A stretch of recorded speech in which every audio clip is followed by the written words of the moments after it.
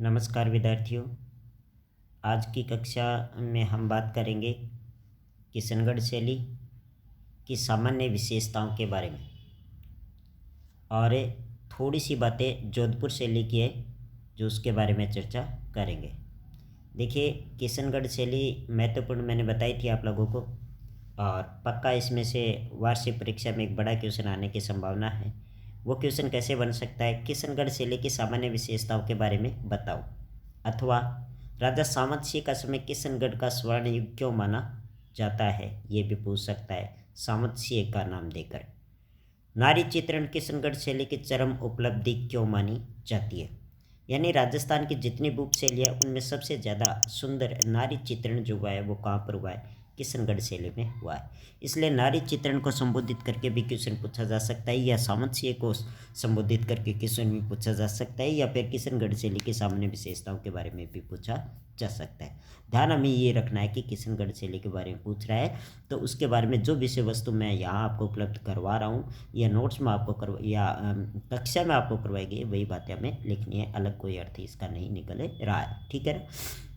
तो चलिए बात करते हैं। राजस्थान शैली की लघु चित्र शैलियों में सबसे उत्तम किशनगढ़ शैली मानी जाती है। यानी राजस्थान में जितनी भी उपशैली है उनमें सबसे उत्तम कौन सी शैली है? तो वो किशनगढ़ शैली मानी जाती है कला की दृष्टि से। किशन सिंह ने 1609 में किशनगढ़ की स्थापना की थी। किशनगढ़ राज्य की स्थापना किसने की थी? रियासत की स्थापना किसने की थी? तो किशन सिंह ने 1609 में की थी। राजा सामंत सिंह का समय किशनगढ़ का स्वर्ण युग माना जाता है। यानी किशनगढ़ शैली है जो, यानी किशनगढ़ रियासत की स्थापना तो किशन सिंह के समय में हो गई थी, उसके बाद और भी शासक आए थे, लेकिन सबसे ज़्यादा बेटर या अच्छे चित्र किसके समय बनने प्रारंभ होते हैं? वो सामंत सिंह के समय में बनने को तैयार होते हैं या प्रारंभ होते हैं। सामंत सिंह के उत्कृष्ट चित्रकार मोर ध्वज निहाल चंदे थे। वैसे बुक्स में हमें इसे चित्रकार का नाम निहाल चंद ही पढ़ते हैं, लेकिन इसका पूरा नाम मोर ध्वज निहाल चंदे है। जो सामंत सिंह का चित्रकार है या किशनगढ़ शैली का प्रसिद्ध चित्रकार पूछा जाए तो भी मोर ध्वज निहाल चंद को ही हम प्राथमिकता देंगे और इसी का नाम है लिखेंगे। ठीक है। उन्होंने 1735 से 57 तक कार्य किया था। ये जो मोर ध्वज निहाल चंद है इन्होंने 1735 से 57 तक कार्य किया था, और ये किसके समय में था? तो सामंत सिंह के समय में, जब साम्राज्य सामंत सिंह का था उस समय में था। द्वारा रचित कविताओं पर आधारित कार्य किया, और सामंत सिंह क्या था? एक कवि भी था, है ना। और सामंत सिंह के द्वारा जो कविताएं रची गई है उन पर आधारित चित्रांकन इस मोर ध्वज निहाल चंद ने किया था, और अपने चित्रों की विषय वस्तु राधा और कृष्ण को भी बनाया था। राधा और कृष्ण विषय वस्तु बनने के कारण ही किशनगढ़ शैली है जो सभी शैलियों में सर्वाधिक महत्वपूर्ण मानी जाती है। आगे देखते हैं। सामंत सिंह राधा व कृष्ण के अन्य भक्त थे, यानी सबसे बड़े भक्त थे। कौन? सामंत सिंह। किसके? राधा और कृष्ण के थे। इसलिए चित्रकारों ने, इसलिए उसके दरबार में जो चित्रकार थे, कृष्ण की जगह, कृष्ण है तो वहाँ पर उपलब्ध थे नहीं, लेकिन कृष्ण की जगह प्रतीकात्मक रूप से किसको चित्रित किया? सामंत सिंह को। यानी सामंत सिंह को चित्रित किसकी जगह किया गया? तो श्री कृष्ण की जगह। और राधा की जगह बनी ठनी को चित्रित किया गया। किशन सिंह की जो प्रिय पत्नी थी या प्रेमिका थी, या किशन बनी ठनी कवियत्री भी थी, संगीतकार भी थी, इसमें कई गुणों की, पूरे गुणों की खान थी बनी ठनी तो उसको भी, यानी राधा की जगह तो बनी ठनी को चित्रित किया किस चित्रकारों ने, और सामंत सिंह को श्री कृष्ण की जगह चित्रित किया गया। इसीलिए ये शैली महत्वपूर्ण मानी जाती है। बनी ठनी सामंत सिंह की प्रेमिका थी जो अपने रूप सौंदर्य हेतु प्रसिद्ध थी। बनी ठनी क्यों प्रसिद्ध थी? तो रूप सौंदर्य हेतु, अद्वितीय रूप था वो, रूप की धनी थी वो। किशनगढ़ शैली का प्रसिद्ध चित्र बनी ठनी है। आपको पूछ ले किशनगढ़ शैली का प्रसिद्ध चित्र कौन सा है, तो ये तो आपको पता ही है, कोई बताने वाली बात नहीं है। इस चित्र की महत्वपूर्ण निम्न विशेषता है, यानी बनी ठनी चित्र की विशेषता क्या है? बनी ठनी एक कवियत्री थी, गायिका थी, नर्तकी भी थी। यह सामंत सिंह की कविताओं की प्रेरणा स्रोत थी। सामंत सिंह जो भी कविता लिखता था वो इसे देखकर ही लिखता था, इसके रूप सौंदर्य को देखकर ही ये शब्दों का निर्माण करता था।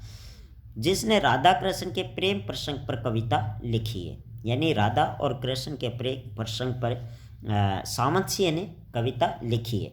और सामंत सिंह और बनी ठनी को चित्रित करने का कार्य इनके चित्रकारों ने राधा और कृष्ण की जगह किया है।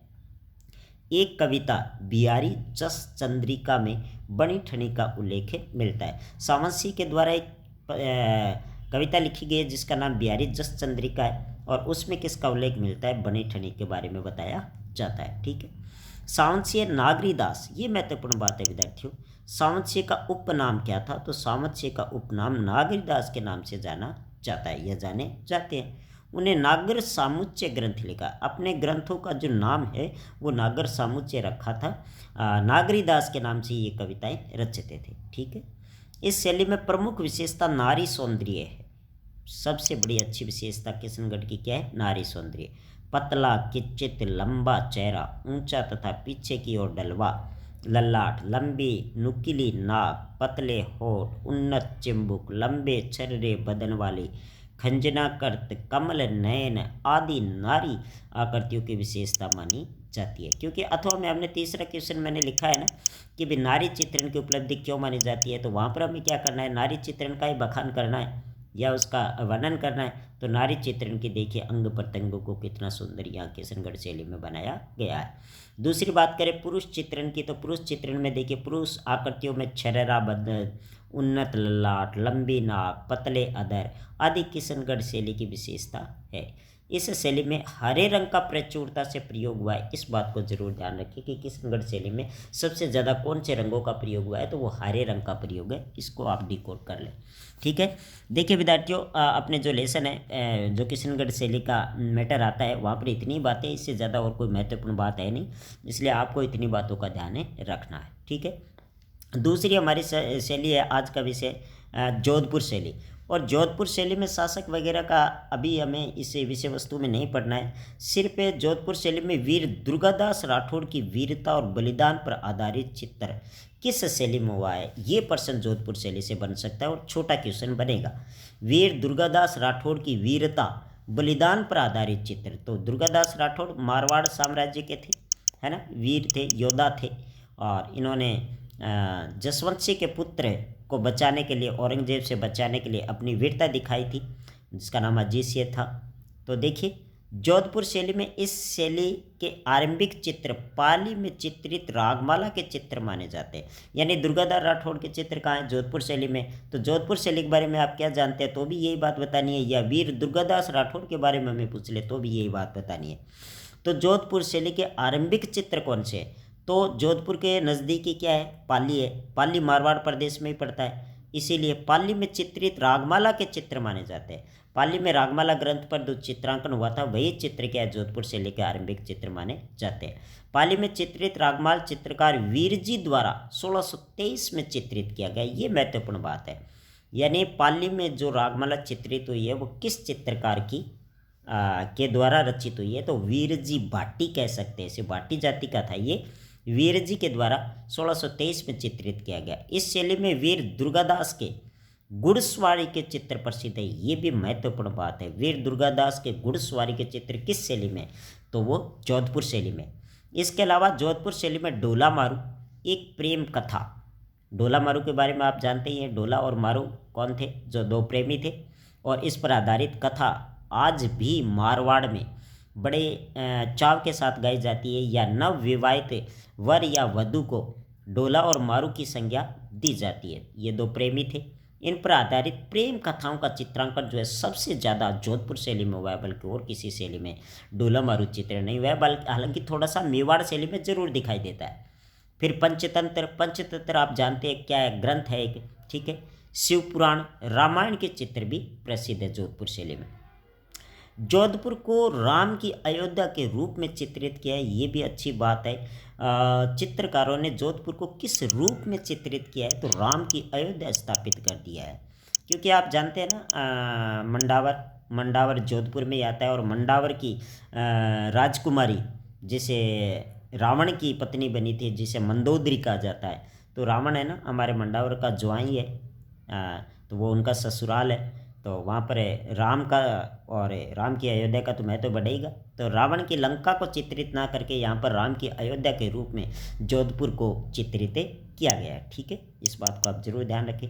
जोधपुर में मानसी नाथ संप्रदाय के अनुयायी थे। आगे शासक चलकर मानसी आए, और मानसी किस संप्रदाय के थे? नाथ संप्रदाय के। इसलिए यहाँ नाथ गुरुओं के चित्र भी पाए जाते हैं, यानी जोधपुर में नाथ गुरुओं के चित्र भी पाए जाते हैं। तो प्रिय विद्यार्थियों, आज के लिए इतना ही काफ़ी है। अगली कक्षा में फिर मिलते हैं, तब तक आप इनका अध्ययन कीजिए। देखिए, आपको विचलित होने की कोई आवश्यकता नहीं है। जितनी विषय वस्तु आपको उपलब्ध कराई जाती है और बहुत ही शॉर्ट तरीके से, शानदार तरीके से उपलब्ध करवाई जा रही है, इन थोड़ी थोड़ी बातों को आप जरूर ध्यान में ले लें, रट लें, और आपका कल्याण निश्चित है। तो अगली कक्षा में फिर मिलते हैं। चलिए, तब तक के लिए नमस्कार।